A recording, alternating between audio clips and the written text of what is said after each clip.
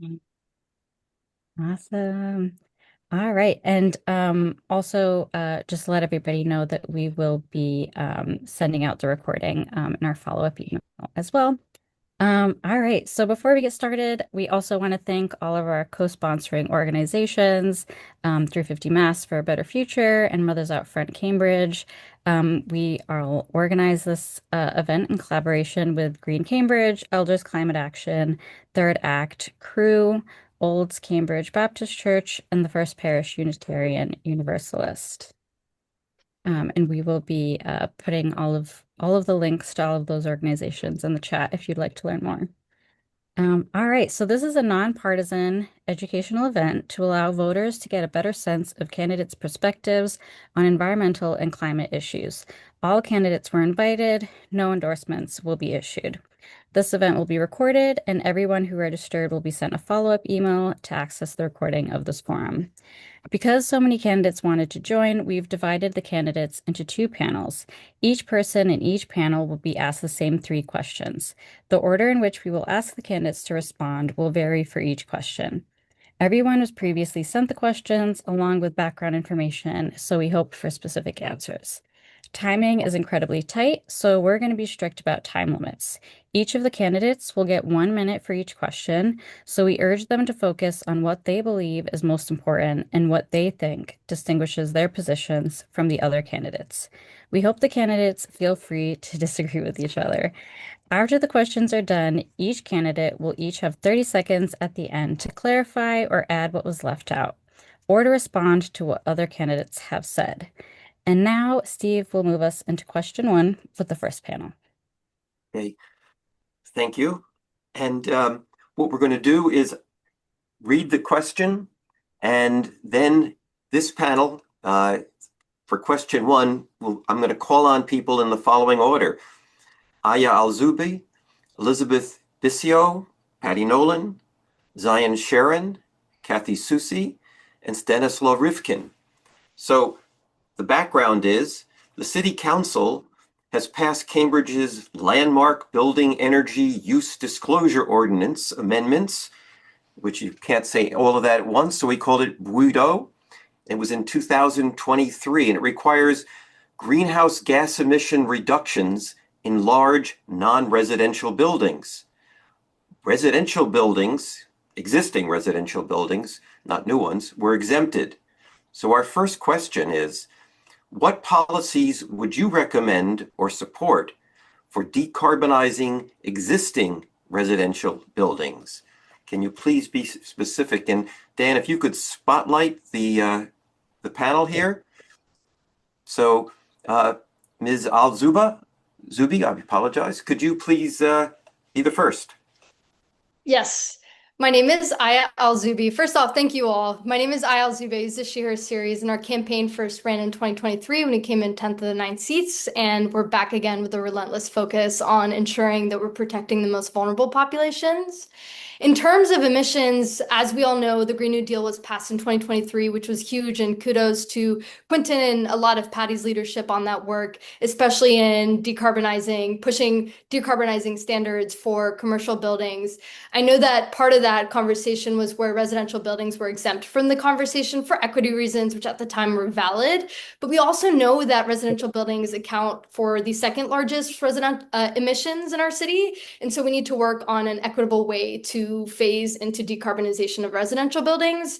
One way in which we could do that, and I believe Patty might be leading on this work right now, so correct me if I'm wrong, Patty, but energy audits so that when buildings are sold that we have data that is updated on building efficiency. We could also do time of renovation standards and require more efficient heating or cooling systems when they're being replaced. Thank you. Time is up.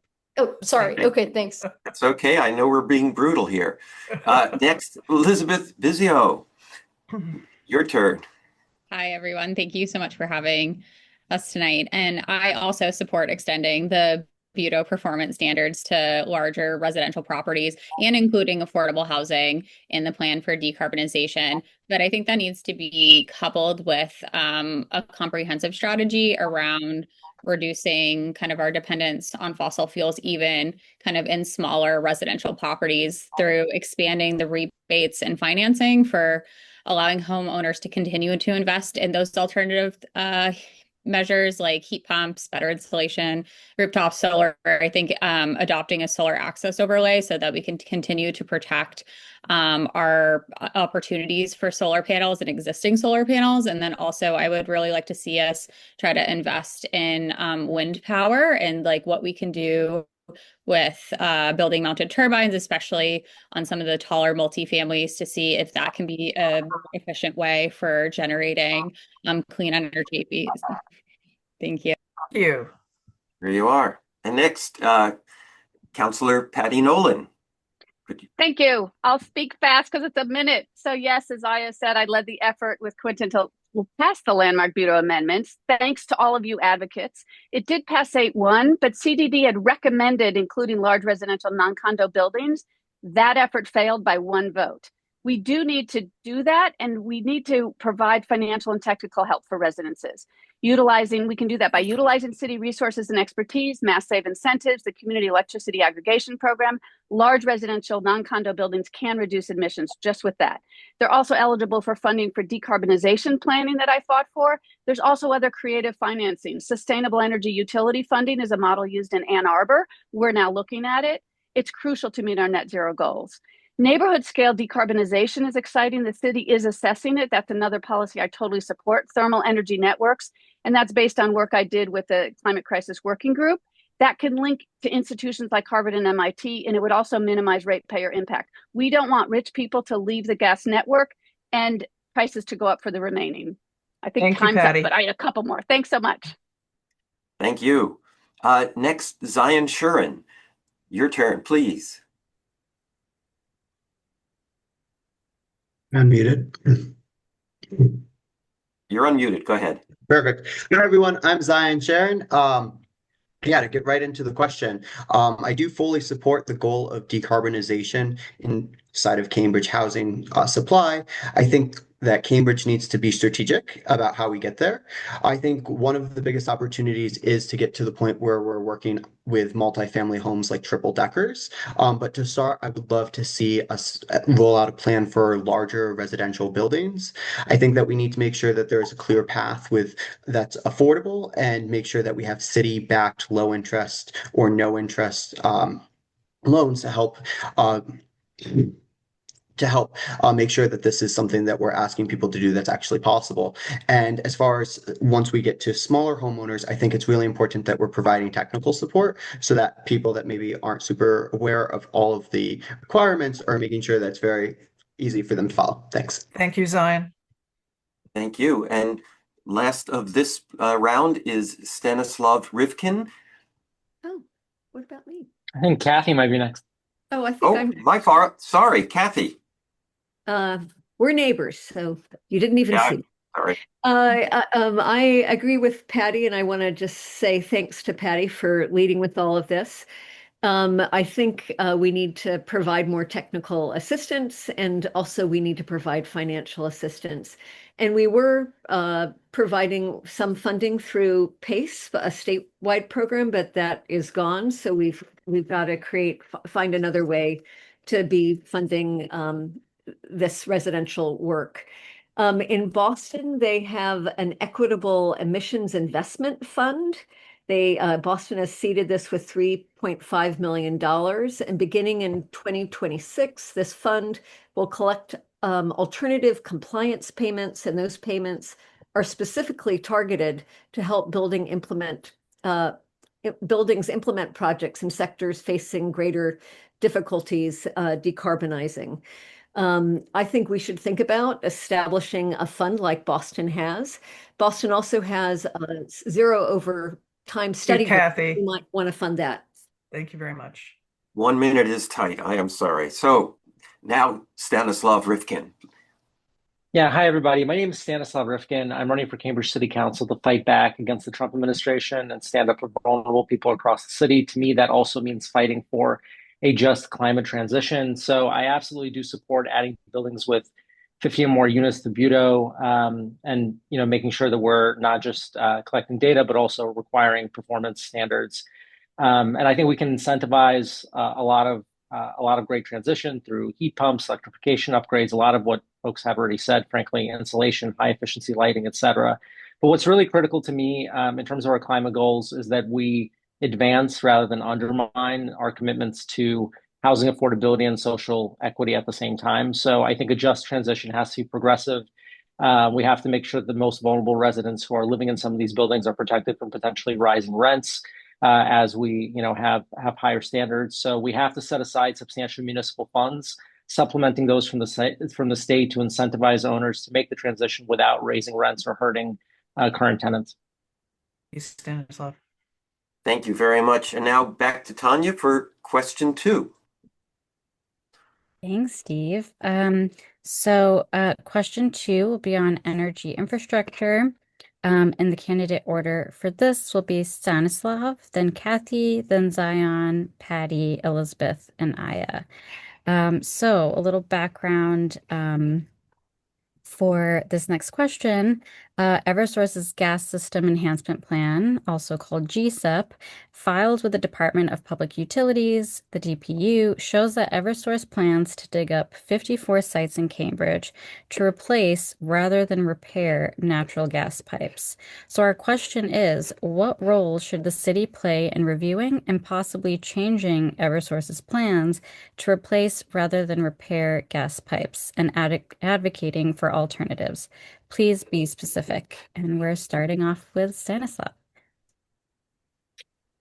Yeah, so I do think we need to require, utilities to prioritize non-pipe alternatives and, targeted electrification in their planning. But I also think that it's really important for them to have to publicly provide an analysis regarding the cost effectiveness of replacement versus repair. I think that one of the keys here is they should really be made to justify their economic argument, which I think most folks on this call will agree is quite faulty. So we should push back on Eversource's plans by requiring comparative cost analysis in each project that they do. But the fact is, in order to lead, we really also have to exert pressure on other municipalities and folks across the state. I think politicians generally act when they feel like there's a price to be paid for an action. And one of the reasons I'm running is to make sure that our leaders are more vocal and more forcefully push for action, both at the state level, even against their same party colleagues. Thank you, Stan. Think I'm next. Oh, sorry, I was still muted. Yes, Kathy, go ahead. Okay, thank you. Monday night, we passed a policy order where we've asked Eversource to notify Cambridge of infrastructure projects that they're doing in the city so that we can better coordinate with them. Because currently, since they don't need to communicate with the city, often we'll redo a road and then they'll tear up the road. So that makes no sense at all. So we need them to be more overt in sharing their projects. And yes, if they can repair pipes in the meantime instead of replacing them, that would make sense.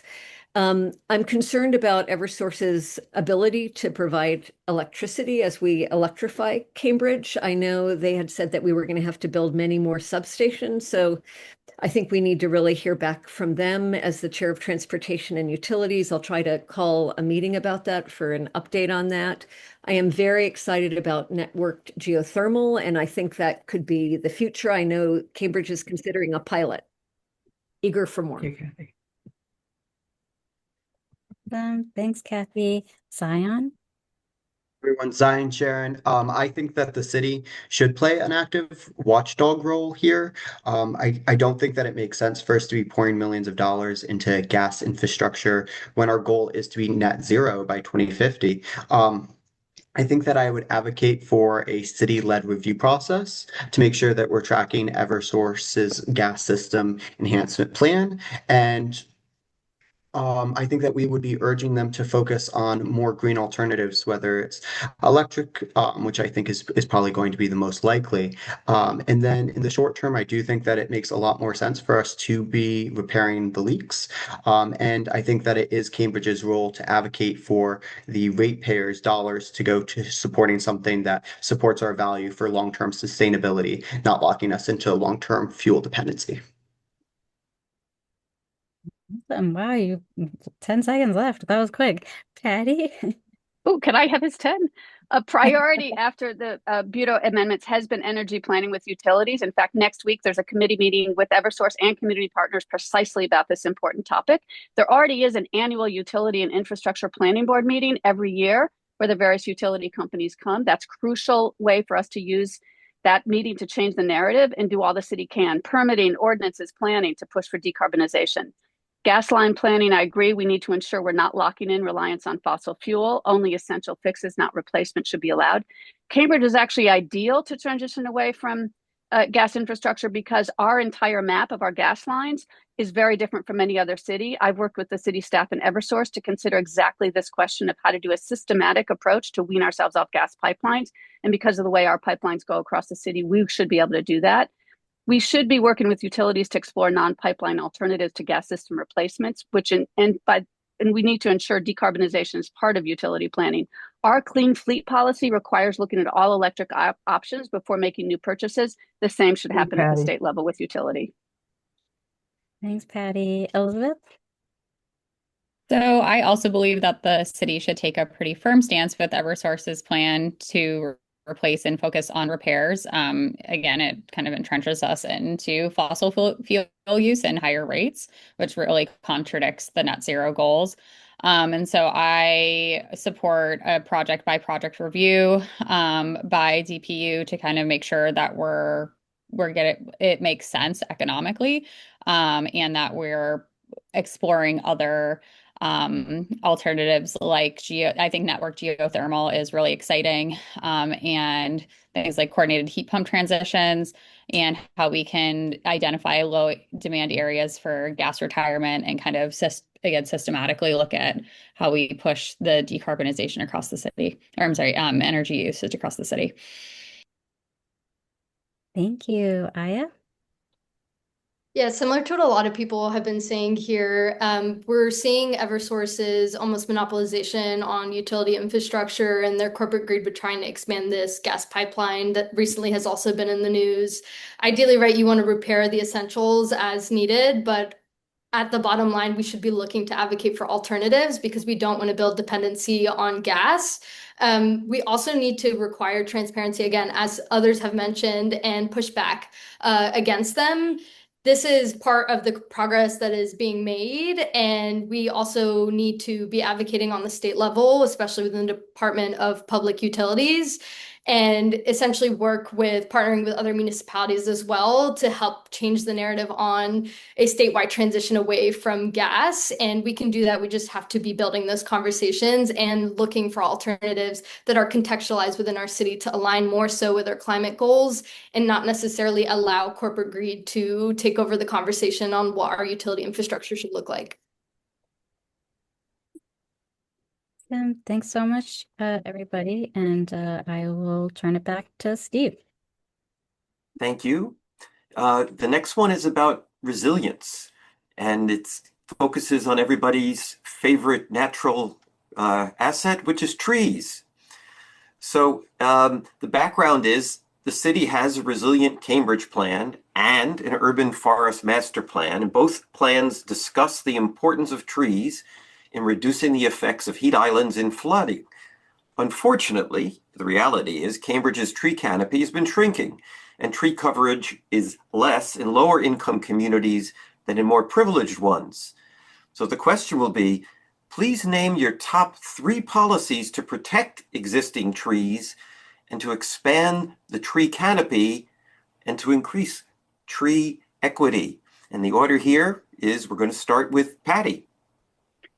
All right. Climate resilience is about more than trees. I know you know that, but it's important to state flood, extreme weather events are surging. There's dire news every day. So on trees, you all got to come to the meeting on Monday. It's about the urban forest master plan.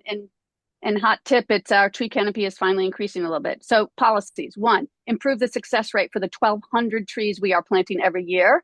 We can do that by expanding tree wells, better for root structure, and get residents to adopt new trees. 2nd, expand private planting. Most canopy loss is on private property. Green Cambridge does great work there, but we're running out of public space and canopy cover is lacking in a number of areas.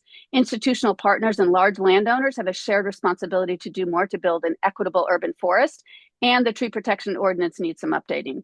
Third, more on non-tree planting strategies, building in understory plantings and enhancing pollinator areas, because trees and canopy are the most important part of the urban forest. However, low-level plantings are actually needed to help make trees more drought resistant, build our pollinator network, and enhance our urban forest ecosystem. If we do those, that'll really help our efforts. Okay. Zion, you're next. Everyone, Zion Sharon. Yeah, trees are very important for Cambridge, and I think protecting our tree canopy is one of the most immediate and important things that the council has to do. I think we need to strengthen our tree ordinance. Right now, we're seeing a lot of developers who are happy to pay the fees and cut down all the trees on a lot. I think we need to create a tree equity prioritized zones for areas like where I live in the port that don't have as much green spaces and tree canopy, and require that all major projects includes a tree and shade plan to ensure that we're making sure that the new developments are going to fit into Cambridge's goal of being environmentally friendly. And I'm going to add fourth and say the protecting our roots, where individuals who have trees on their property that might get destroyed due to developers digging up the property and or digging up the area where the roots are, making sure that they're either paying to help get the trees back in a good state or paying for their removal and their replacement so that it's not being held on abutters to large development projects. Thank you. And Kathy, I didn't miss you this time. You're muted. You're muted. First of all, I wanted to commend the Committee on Public Planting for working with DCR to plant city trees on DCR property, which really great thing. Policy ideas. One, I'm concerned about the impact of the multifamily housing ordinance on our open space and tree canopy. We need to change the open space requirements. Currently, 30% of the 30% requirement can be satisfied by balconies or roof gardens. Those are not public open spaces, and the setbacks need to be larger so there is more room for greenery and trees. I agreed with the recent Bacall petition in principle, though I felt it was too restrictive. We need to, I'll be introducing a policy order soon, encouraging the city to focus more on green in parks and less on hardscape. And finally, we need to continue to support a robust tree planting and watering program, and maybe with Kathy. a tree officer. Thank you. Thank you. Stanislav? Yeah, I'll pick up where Kathy left off. So we do need to implement the urban forest master plan. We have to plant a whole lot more trees. I think it initially called for up to 4,000 per year.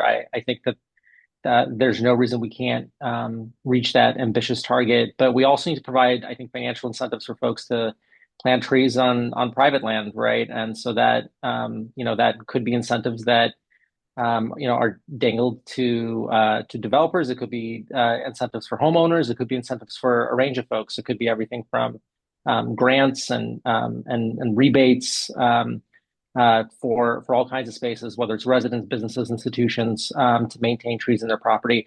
I also think there's a lot more we can do, frankly, with our nonprofit institutions like Harvard and MIT, and thinking about the way that tree planting is built into our pilot agreements, both in terms of the space that they own, but also them subsidizing, tree planting initiatives in other places in the cities, and also creating environmental just transition funds. Thank you. Aya, up to you. So our campaign believes in viewing our nature and access to green space as infrastructure. We believe in three opportunities in which we can do that: equity, investment, and restoration. The first is actually looking to expand or embed more tree equity into our zoning so that we can strengthen it more and allow for more conversations on what it would look like to build an equity for any mature trees that might exist, that might be threatened by development. Second is also increasing our planting in areas that we don't have as much access to green space by our Healthy Forest, Healthy City. That's East Cambridge, Cambridgeport, and the Port, just as a few examples. We're going to increase our tree canopy and actually invest in those spaces. The third is on restoration. We need to invest directly more into green space and also actually just restoration of areas that are underprivileged. That's the Alewife Brook area. That's the Squirrel Brand Community Garden in the Port. That's also Jerry's Pit pond, whichever you want to call it, right? We have to be intentional about building restoration into these specific parts, especially when they're around environmental justice communities. Thank you, Aya. Okay. And last but not least, Elizabeth. Thank you. So I actually went recently to a really interesting presentation by a neighbor in North Cambridge who showed just how much effort it takes to maintain our trees, even on private property. So I really agree with providing additional incentives for homeowners and other parties to maintain, to not only kind of keep the trees, but also keep them in good shape. Also, kind of the impact of that our zoning potentially can have on the root structures and making sure that if we are taking trees down on or affecting the root structure on one property, that it's not affecting the neighboring property, which is causing more and more loss of tree canopy, and also including more open space in for our public open space for our larger projects. So that's something that everybody can enjoy. And really with like prioritizing putting in more tree canopy again in our most vulnerable areas like East Cambridge. Thank you again. Before I turn it back to Tanya, could you please all smile? We're going to take a screenshot. Are you ready? Okay. Thanks. Tanya, go ahead. Thanks, Steve. Awesome. So we are now going to give you all 30 seconds each to follow up or provide a closing summary statement. And the order will be as follows. Let me just make sure I'm in the right spot. Kathy, Stan, Aya, Elizabeth, Sion, and Patty. So Kathy, go right ahead. Thank you so much. I am very proud that Cambridge is such a climate champion, uh, uh, leading the way, committed to being carbon neutral by 2050, if not sooner. I think most of you know that I have led the revitalization of Magazine Beach Park over the last 15 years. I can't believe it's 15 years, but I care about open spaces. And as we become more dense, these open spaces will be even more important. And I really care about the tree canopy. Thank you. Please vote Zusi #1. Okay. Tanya, you're muted. Oh, sorry. Thanks, Kathy. Stan, go right ahead. Yeah, once again, my name is Stanislav Rifkin. I'm a first-time challenger for City Council, and I'm asking for your #1 vote. The reason is I support and will fight for long-term public investment in the future of our city, both in climate, but also in social services, and all the different things that really signify our values and make us proud to call this city our home. And also ensure that we're providing leadership, not just in the region, but nationally on a range of these issues, everything from climate to fighting back against the Trump administration, standing up for our low-income population. Thank you, Stanislav. Thanks, Stan. Aya? I just want to say I look forward to working with you all as activists and learning from you. I've been able to be a part of state level advocacy with Mass Power Forward's work to help with advance different bills on the state level from Make Polluters Pay to clean air. And as someone who's been mentored by Quentin Zondervan, I hope to be able to continue his legacy on climate work and city council with your #1 vote. So I really appreciate your time, and please reach out with any questions. Thanks, Aya. Elizabeth, you're next. Thank you all for coming tonight. I think whenever I talk to residents across the city, no matter whether it's on housing or transportation, it really all comes back to how does that fit into our environmental and climate goals, and how can we make sure that we're pushing forward in every aspect. As we look at new policies across the city, I think green space is extremely important, and how we can protect things like Alewife Brook, and really, I think also address the flooding issue, which is becoming more and more apparent as we look at new construction. Vote for me. Thanks, Elizabeth. Sion, you're next. Hi everyone, Zion Sharon. Of course, I'm going to ask for your number one vote, but I want to take my last 30 seconds to talk about one topic that wasn't covered, and that's solar protections. Recently, we've had new zoning, which is allowing taller buildings. I, this week alone, have talked to 3 people that have paid for solar to get on their roof and are waiting for the installation to happen. And they're very concerned that butters may sell their property to developers who are going to build very tall buildings that stop them from being able to collect the energy that they are paying for. So I want to make sure we're protection so that nobody is worried about that. Thanks, Zion. Patty. Thanks. So I hope all of you know a major focus of my council work relates to climate because it is an existential crisis that directly relates to public health, housing, livability, urban design. This term I've successfully built on work of the past, not only BUTO, the fossil fuel free ordinance, also had some single vote losses, and the urban forest master plan, which we addressed. There have been major successes with updates to the zero waste master plan, the net zero action plan, the first ever zero emissions transportation plan. So I hope that anyone who sees climate as a major issue will vote Nolan number 1. I'm really at risk and need your vote. Thank you all. It's a tough format here, but I'm sure that people listening have picked up a lot of the common ground and some of the differences. So really, we appreciate your being here, and take a break. We're now going to transition to starting panel 2. Thank you all so much. Thank Thank you, you. panel 1. And Dan, if you could begin highlighting panel 2, and we appreciate them arriving. So, okay, starting in a minute. And while Dan is finding people and making them part of the spotlighting process, I want to welcome everybody who came in a little bit late. I'm Steve Miller. I'm a member of the 350 Massachusetts Cambridge node, and with my fellow node member, Tanya Gomes Castro, we're the moderators for tonight's candidate forum. This is the second panel. So just in case you didn't hear our opening instructions, here's a summary. Because of the tight schedule, we're not going to be able to take questions from our viewers. If there are questions or issues you think are not being sufficiently covered, or if you have questions or comments about what the candidates say, please use the email in the chat, and we'll collect all the responses and pass them on to the appropriate candidates to give them a better sense of voter concerns.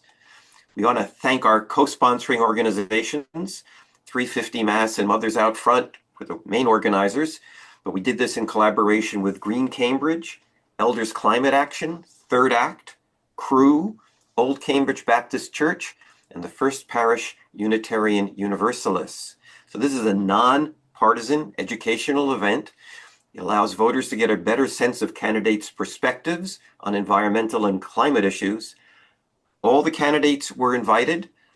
Some told us early on they couldn't make it. They had conflicts. We had a couple people just in the last 2 hours who said somebody got sick, somebody else had a family thing.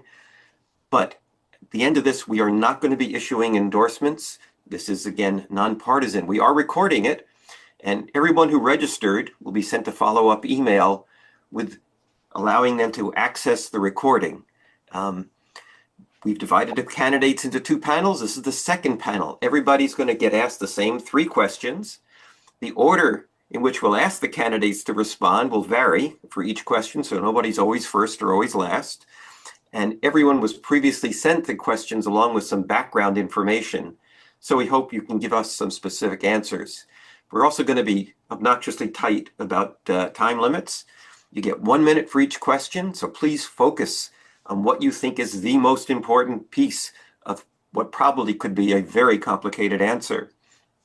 And also tell us how you think your positions and experience distinguishes you from other candidates. Feel free to disagree with each other. And after the 3 questions, each of you will have a chance to have 30 seconds at the end to clarify or to add what you think was left out or we forgot to ask about, or to respond to what other people have said. So having said all that, I'm going to pass this over to Tanya for the first question. Thanks, Steve. So similar to the first part, we're gonna give you a little bit of background, and then the question. So our first question is once again about greenhouse gas emissions from buildings and BUDO implementation. So the City Council passed Cambridge's landmark Building Energy Use Disclosure Ordinance amendments, for short, we call it BUDO, in 2023 to require greenhouse gas emissions reductions in large non-residential buildings. Residential buildings were exempted. So the question is, what policies would you recommend or support for decarbonizing existing residential buildings? And please be specific. Now we're having a little bit of trouble finding Robert and Ned. I might have to skip them in the list, but LaQueen, you are first. Okay. All right. Can you hear me? Yep, Can you hear me? perfect. Okay. Well, hi, my name's LaQueen Battle. I'm very happy to be here today. Thank you so much for 350 Mass. I do support decarbonization of big buildings, both large and small, as well as both public and private buildings. There was an issue with Volante Library just this past summer here in East Cambridge, where the city of Cambridge had to shut down the public library for over 6 months due to air quality issues, as well as affecting not only the community, but also children and students that use the facilities of the library. So I had to go before the city council as well as with CPSD to figure out how to best assure that the facility is safe for the community, as well as to make sure that it was opened up on time. So I do support continuing to make sure that the public has clean access to use those facilities as well. So thank you. Thank you so much, LaQueen. Aisha? Great. Thank you so much. And good evening, everyone.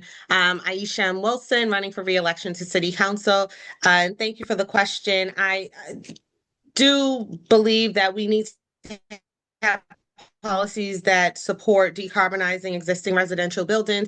I do recognize that through BUDO, it could be a bit challenging. And I think that's some of what I'm hearing on the ground is that we need to be working in together around what this process would be and look like. I've had a meeting with folks in the Kendall Square area. I've had meeting with folks across North Cambridge to really think about what it would look like for us to electrify Cambridge and what is the processes and steps to getting there, either living in single family homes or multi-unit buildings, transitioning all electric and energy efficient solutions.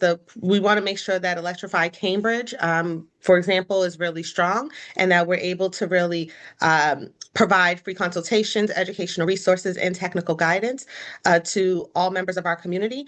And I strongly support it. Thank you. Thanks, Aisha. Jivan, you're next.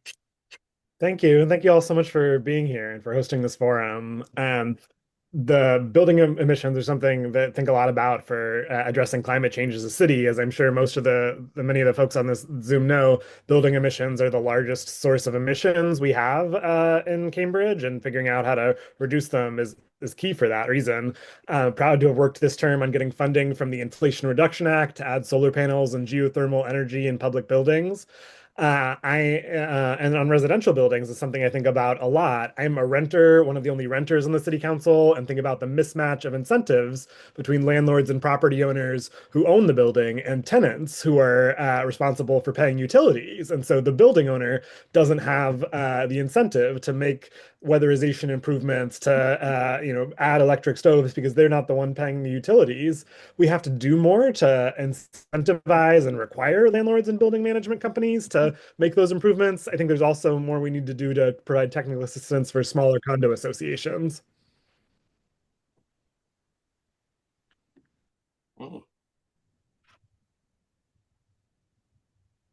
You were muted, Tanya.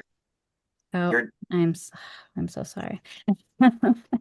Thanks so much, Yvonne. Ned, you are next. And let us know if you need us to repeat the question. Is this policies for decarbonizing residential buildings? Yes. Okay. Yeah, I agree with a lot of what Councilor Sabrina Wheeler said. I think for me, my background, I was born in Western Mass, and I grew up in sort of a smaller Maine town. And up in Maine, they have a lot of issues with heating homes. A lot of homes are still on like wood-fired pellet stoves and that sort of thing, but they've had a lot of success with heat pumps. I think it has one of the largest heat pumps up in Maine, or largest installation of heat pumps across the country. So I would really like to see, heat pumps greater utilization there, but it doesn't come without support from the government and from private industry. So, I think we need to fund these sort of transitions because they will pay back over time with, lower carbon emissions and greater efficiencies in energy use. I mean, Cambridge leads the way in a lot of ways with decarbonizing buildings. So, I mean, there's still a lot we can do. But our passive house requirements, and I mean, a lot of this comes down to, the fact that, well, we sometimes, just demolition of homes can cause carbon emissions in some ways, but new homes are actually quite carbon efficient, and if they abide by passive house Thank you, standards. Ned. Thank you very much. Thank you. Okay, we're being strict here. All right, Steve, you're next. Okay.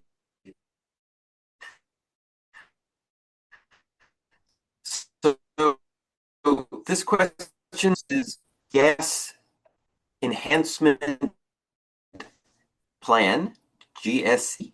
It's filed with the Department of Public Utilities, shows that Eversource plans to dig up 54 sites in Cambridge to replace, rather than more cheaply repair, natural gas pipes.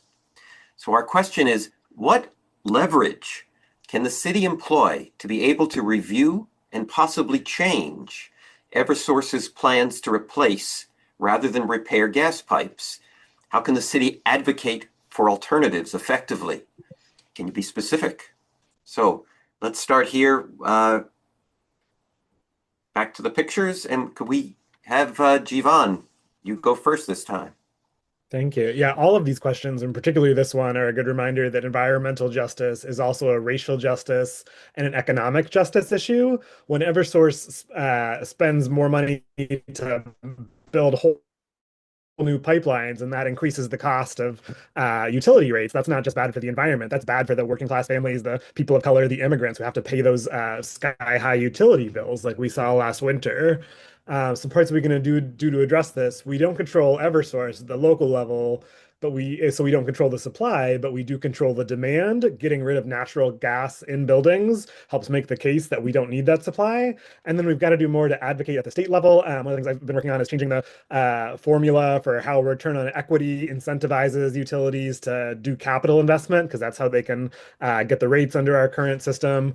We also have to advocate for one of the bills that one of our state reps, Steve Owens, has, which is eliminating the fact that Eversource can charge lobbying directly into rates along with corporate travel. We've got to make sure that that bill gets passed.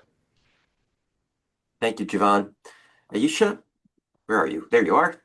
Great. Thank you so much for the question. And I agree with a lot of what my colleague said in regards to environmental justice, racial justice. And we want to make sure that the burden of the cost doesn't go to our most vulnerable families and our most lowest income families. That's just not going to be good for our communities and for the vitalization of our communities. I believe that the city should take an active oversight and advocacy role in reviewing Eversource's plans.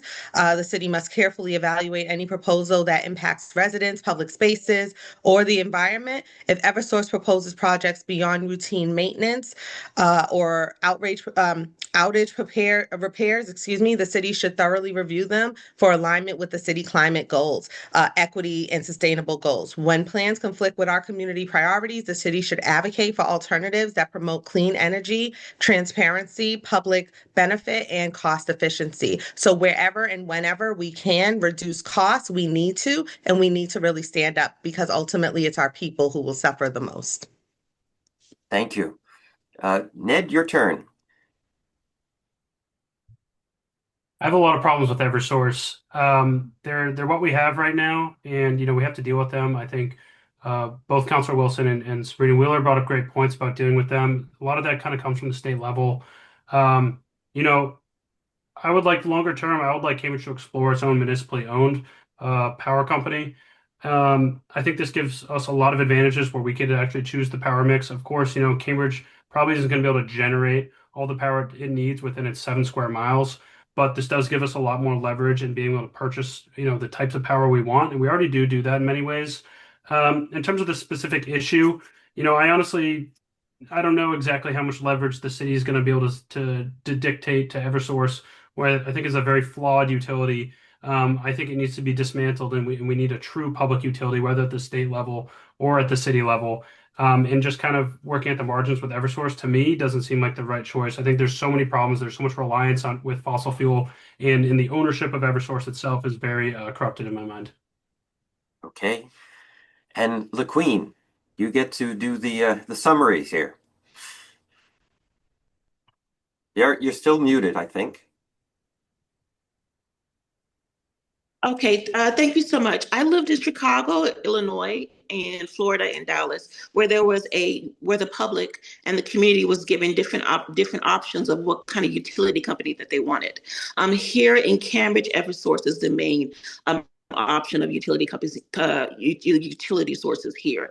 So of course, I would advocate for more public awareness to let them know that there are different options out there to pursue their utility power source, as well as continuing to make sure that the communities are aware on a timely manner, even if there's any emergency issues that arise due to storm issues, water drainage, power outages, anything that can affect the community on a large scale. I would make sure that the public is made aware on a timely matter of any issues that pertain to this. So I do support continuing to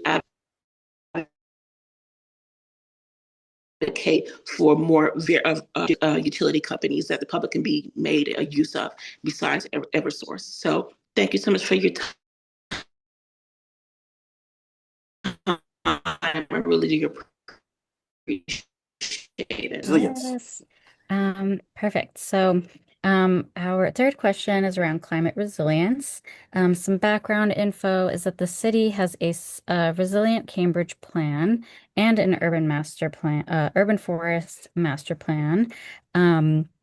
Both plans discuss the importance of trees in reducing the effects of heat islands and flooding. Unfortunately, Cambridge's tree canopy has been shrinking, and tree coverage is less in lower income communities than in more privileged ones. So our question to all of you is please name your top 3 policies to protect existing trees, expand the tree canopy, and promote tree equity.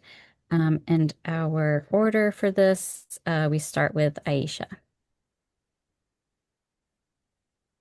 Thank you so much for the question. And I just want to be clear that I'm not sure if I have 3 specific policy orders to this question. However, I would just want to be clear that I would want to be a partner, right? I would want to be a partner with those who are experts in this work and really think about how we can strengthen that relationship to really fight for what is mostly needed for our communities. Education is always key for me, and I want to make sure that we are educating members across our community, especially those who live in environmental justice communities. So when I think about, I grew up in North Cambridge in Jefferson Park, right next door to the towers, and I know that we need to do much more work and be very intentional in how we address climate change and climate justice in that community and what we're doing with our trees. I want to make sure that we're strengthening our tree ordinance and that we are intentional in terms of adopting a tree. I have a 3-year-old son. I want him to be able to take care of his community and think about what does it mean to look at the trees and think about this is giving me air, clean air to breathe, and giving me Thank you, shade Aisha. and all that good stuff. Thank you so much. Thanks, Aisha. LaQueen, you're next. Hi, yes. I do support having experts involved, but I do agree that students, the community, the elderly population, everybody needs to be aware of exactly how does the tree system works. How, especially right now, I live in East Cambridge near Leachmere. They closed down Gold Star Mothers Park, which is right near Twin City Plaza. It's one of the biggest facilities that supports sports, it supports the community, supports church activities, and that's just a waste of space, a waste of a really good real estate space for not only the city of Cambridge, but for the community. So I would continue to advocate for supporting green space projects, as well as making sure that they are ensuring the safety and the protection of the community, whether it's doing investments, whether it's doing investigations on the ground, on the dirt quality, whatever it takes to make sure that the public is in a safe space and promoting true green energy projects. Thank you. Thanks so much, LaQueen. Jivan, you're next. Thanks. Yeah, my partner is a landscape architect and does tree planting in her job. So this is one I talk about with her and think about a lot. I voted for the tree protection ordinance in my first term. We can protect and strengthen it. I also think the city needs to do more to help homeowners and property owners maintain existing trees and plant new ones. I, knock on a lot of doors and talk with homeowners, and I hear folks complain about tree issues sometimes of, blocking power lines, or they're afraid it's going to fall on their house, and they'll say, look, the city will hit me with a fine if I cut the tree down, but they won't actually come out and help me if I'm dealing with the tree issue. We can do more of that. If a person has a rodent issue, we'll send ISD out to help them and provide free rodent traps. We can do that, more of that kind of support with tree issues, I believe. I also think we need, as a city, to invest more in the trees we plant so they're likely to survive. The average lifespan of a street tree is only 7 years, which is kind of crazy if you think about a tree can live for hundreds of years. We can deepen tree wells and soil quality. I also think we can learn a lot from Green Cambridge, which has a great tree nursery program. Thanks so much, Jivan. And Ned, you are. Yeah, the number one harm to trees in a city is asphalt. So the amount of asphalt we have is going to be inversely related to how many trees, how many healthy trees we have. And Jeevan brought a great point about, the short lifespan of trees. If we want to have a better tree canopy, we have to reduce the amount of paved surfaces in the city, and that means trade-offs. So, we are going to have to make some trade-offs about whether or not we want parking or whether we want a tree planted there, because planting a tree that's just surrounded by feet and feet of asphalt is going to reduce the amount of water that can get into the soil, into the water table. It's also going to be really bad for flooding. So one of the major harms of flooding in an urban environment is that the water can't go in; it just gets pushed around on the asphalt. So whatever policies we can take to reduce the amount of paved surfaces in our city, that's going to directly benefit our tree canopy, but it's also going to benefit climate mitigation. And we're going to be facing some 100-year floods every couple of years. So I think it's really important to think about the surface and how we utilize our surface in climate mitigation. Thank you all. And we're now going to move into the final 30. Each of you gets 30 seconds. Whoops, I guess we'll do that first. And basically, you can use this to clarify stuff you've already said, or fill in something you think you wish you had said, or you wish we had asked about, or to disagree with someone else. So please, let's go back to the pictures of everybody, and this will be the order we'll go through. And before we do it, though, could everybody smile? We'd like to take a screenshot. There it is. All right, your mothers are very happy right now. Okay, we're going to go. Ned, you get to go first on this one. All right. Hi, I'm Ned Melanson. I'm a public defender running as a challenger candidate for Cambridge City Council. I'm openly running on a very pro-housing and pro-biking slate, and I was endorsed by Sierra Club this year, which I think is a great sign that the environmental movement and the urbanist movement for building dense transit-oriented housing and emphasizing sustainable transportation are coming together. So, we cannot solve our climate crisis if we don't solve our housing and our transportation issues, and that's what I'm running on. Okay. And next is LaQueen. Hi, yes, my name is LaQueen Battle. It's very nice to be here. I was actually great to be sponsored and advocated by the Cambridge Bicycle Safety Committee, as well as for Cambridge for Palestine. I do advocate for water justice, as well as for food justice. In fact, there's right now, according to the Trump administration, there's over 250 million to 400 million families that are dealing with food insecurity right now due to the Trump administration cutting off food stamps as well as social services benefits. So I'm continuing advocating for everybody here what we talked about tonight. So thank you so much as well. God bless you. And Aisha. Thank you all so much for joining us this evening. Woo, it has been such a busy campaign season. I am the mother of a toddler, I'm a social worker, and I'm running for reelection. I am looking forward to earning your number one vote this election cycle because I would like to continue to work in partnership with you. I am here to service you. We are going to be able to do this together because together we are better and we need to not be operating in silos. So please vote Aisha number one. VoteAisha.com and Vote Aisha on all social media websites. Thank you. And Jivan, last but not least, thank you. Thank you. My name is Jeevan Sobrino Wheeler. Before starting on the city council, I worked with environmental programs at a nonprofit in Cambridge at the Lincoln Institute of Land Policy. So these issues are really personal to me. I have partnered with environmental groups as a city councilor. I am proud to be trusted by these organizations. I've been endorsed by the Sierra Club in each of my 4 campaigns for city council. I need your number one vote. I lost my only other reelection in 2021. If these are things that you value, I'm asking for your support on November 4th. And Tanya, why don't you do a wrap up here? Yes, thank you so much to all of our panelists in both panel 2 and panel 1. And for all of our viewers, we're so thankful that you could all join us tonight. Everyone who registered, you will be receiving a follow-up email to access the recording of this forum. We will be sharing all of your intros and what's important to you in Cambridge climate issues with the candidates after tonight. And please, please, please remember to go and get out the vote next Tuesday, November 4th. Thank you all so much for being here tonight. Take care. Thank you all. Thank you all. Have a good night.